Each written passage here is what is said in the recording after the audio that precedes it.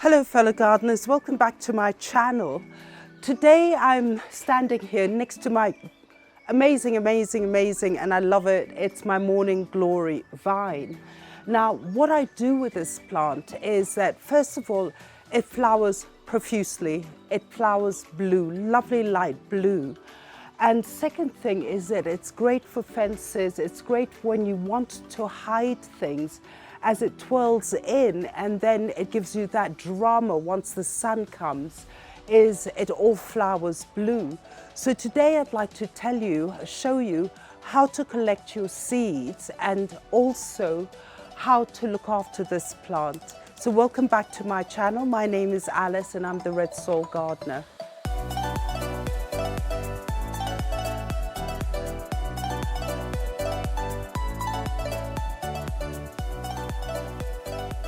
So let's talk about the Morning Glory, and I am totally crazy about it because as I pulled this one out from the back where it started flowering, is unfortunately it got sort of torn.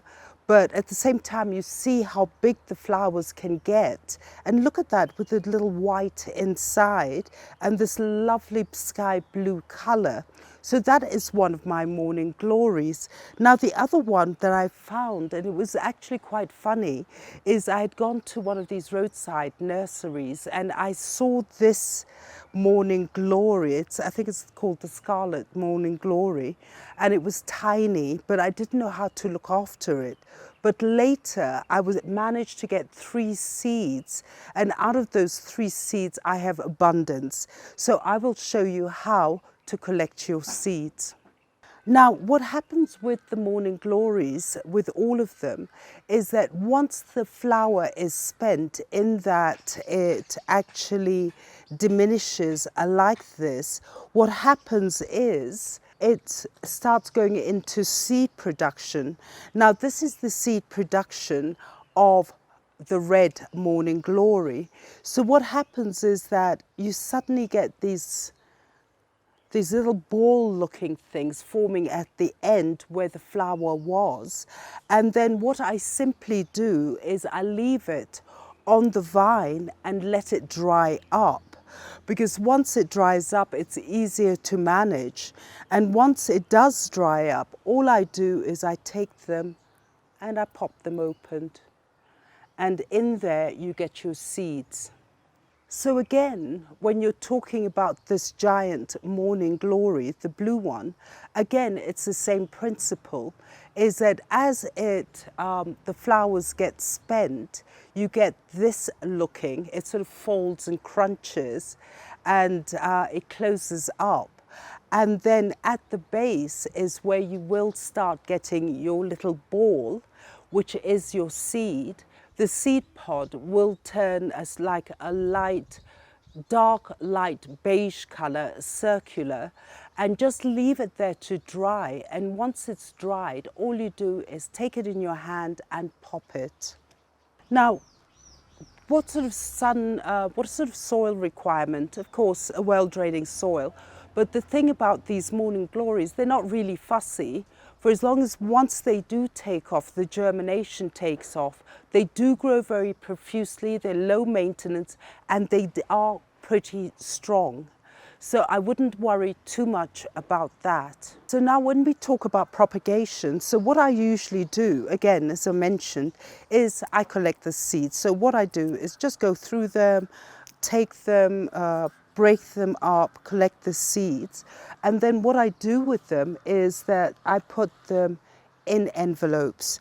Now, the thing is that why I prefer paper envelopes, because once you do put them in plastic, sometimes you will get fungus or mold on it.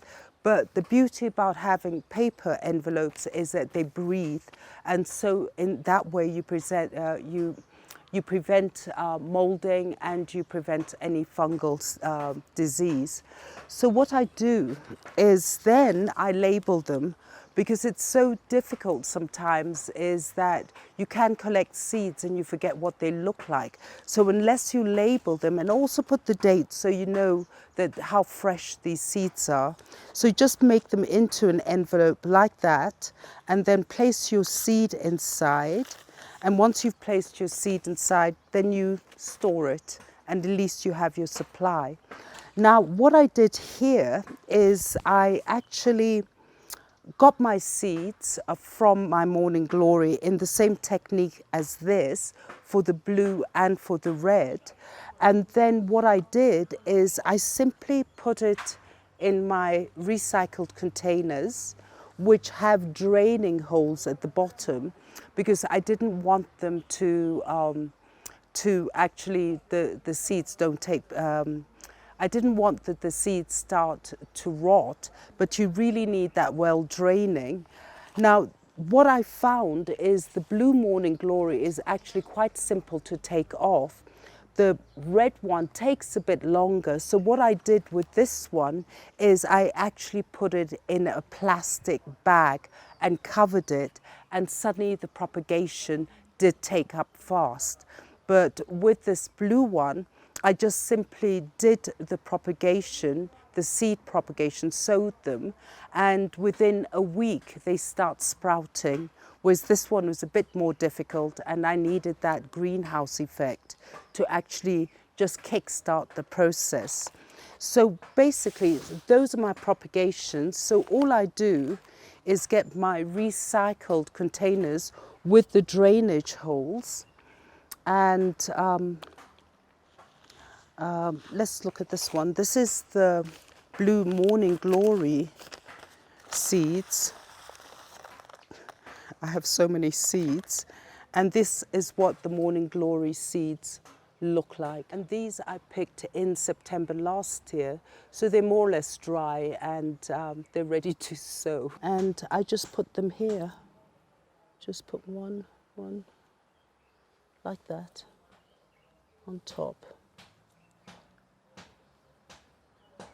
There it goes. Just spread them out a bit. And then what I'll do, I have some cocoa peat here. It's very light. And what I'll do is just lightly sprinkle them. Make sure they're covered. Just like that.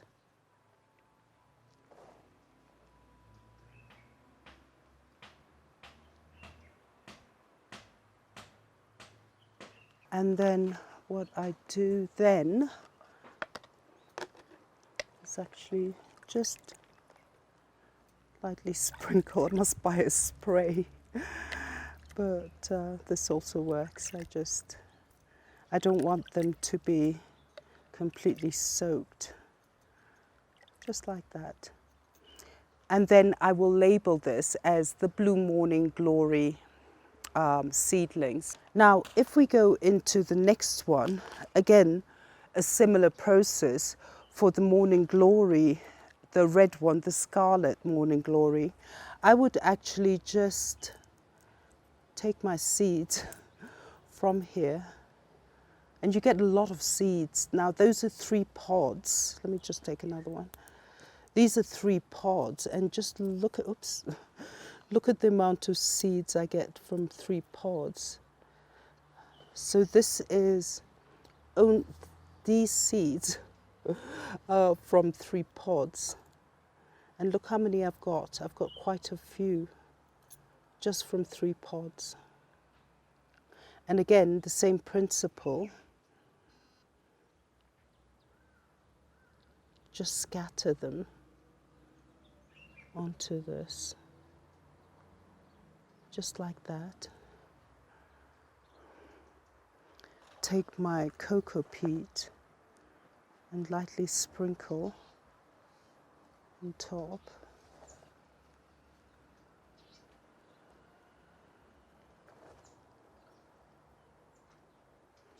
And take my water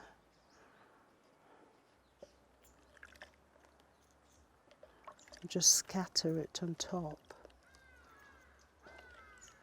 I don't want it to be too soggy, just like that.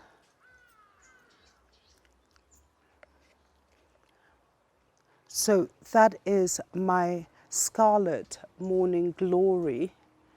That's my Scarlet Morning Glory vine. And so what I would do is label it. So now that we know that this is the blue one, what I would do, because it's so difficult to differentiate, I'm just going to put a label, which is Morning GB. I'll just put it there so I know that's my blue one and that's my red one. I'll just label it like that.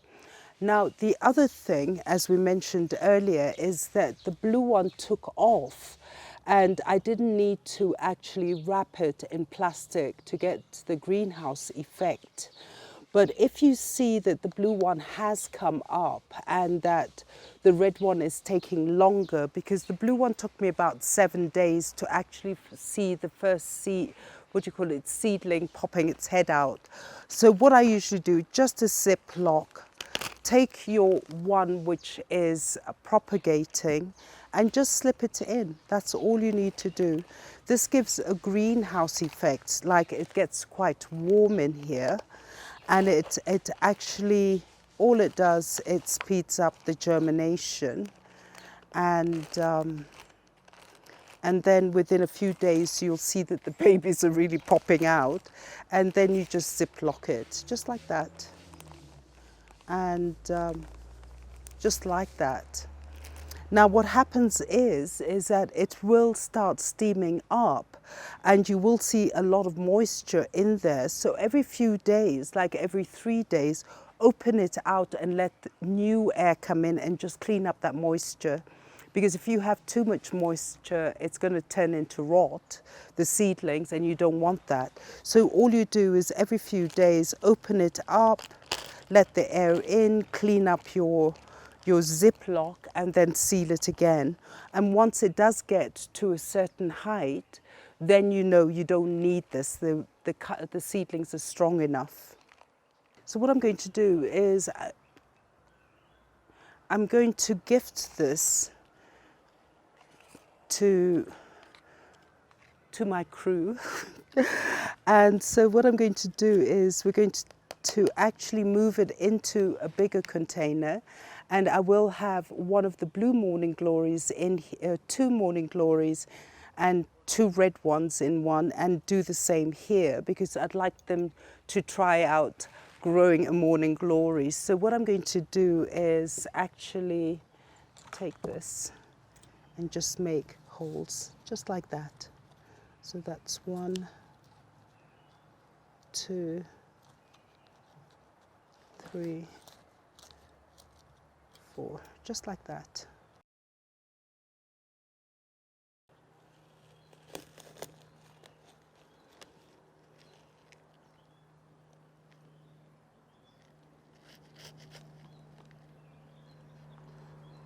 There we go. And I'm going to just put it in here like that. So that's number, hold on, let's get it really in. All those nice roots. So that's 1.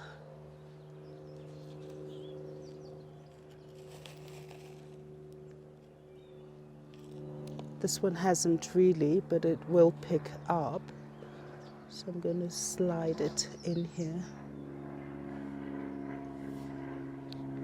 Just like that. And then as we're dividing them, I'm going to take these ones. And they actually do have a little baby rooting. I'm going to put it in here. Like that. And then I'm going to take another one. Yeah, with this baby rooting.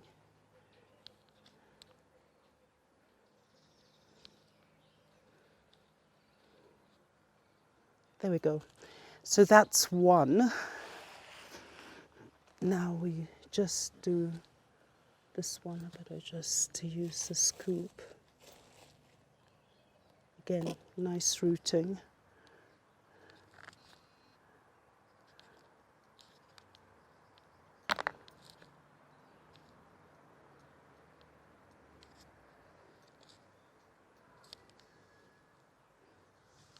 Put it there.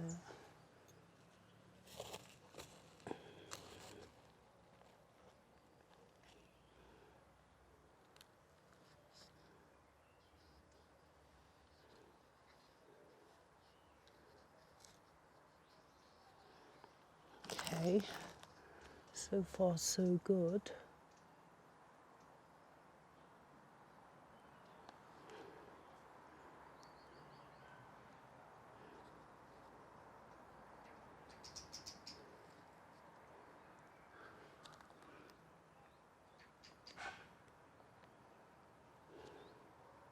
Again, nice rooting.